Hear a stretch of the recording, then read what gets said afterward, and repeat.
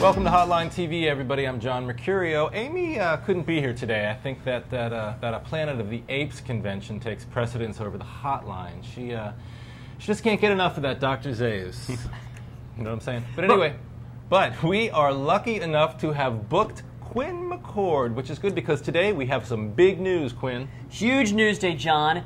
Al Gore announced today that he will be challenging Senator Lamar Alexander for his old Tennessee Senate seat. No way. All right. Well, did this come out of left field or what? Well, not really. It makes sense when you think about it because, you know, for the past 2 years, Al Gore has been waiting to be drafted in the presidential race. That didn't happen. He sees the handwriting on the wall that the Democrats may be too divided this year. So he may be banking on the fact that, well, he's got to keep himself in the public eye. Yeah. What better way to do that than another campaign for a Senate seat and then maybe run for president in 4 years? And this would explain why he hasn't endorsed Obama or Clinton, because, you know, no one who's running statewide wants to divide their base. You're seeing Mark Warner, Jeanne Shaheen, the Udalls in New Mexico and Colorado. None of them have endorsed, all of them neutral. He clearly is doing the same thing. He knows that he might lean towards Obama, but Hillary won big in Tennessee. There you go. You see? Yeah. There's a method to his madness. All right. Next on the list, on a lighter note, Fred Thompson was offered to play the role of Dick Cheney in Oliver Stone's W.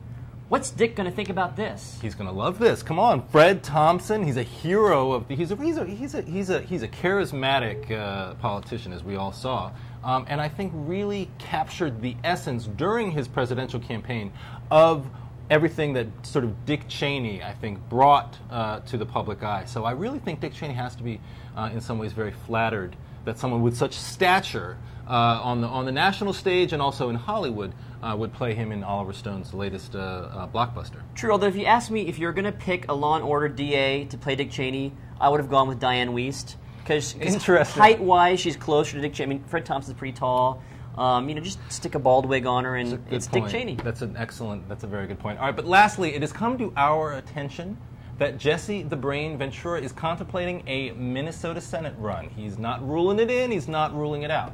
Is he going to give Al Franken and Norm Coleman a run for the money, Quinn? Well, he's beaten Coleman before in the governor's race in '98. But I guess my biggest question about Jesse the Brain Ventura is, why wasn't he in Predator 2 and the Aliens vs. Predator movies? Because those movies really sucked. Yeah. And it destroyed both franchises, both True. the Predator and Alien franchises. Right. And I think Jesse could have reinvigorated those much better than they've been in the past. Where was he when the viewers wanted him most? I mean, yes, his character was killed, but you can always bring back dead characters in science fiction, as we all know.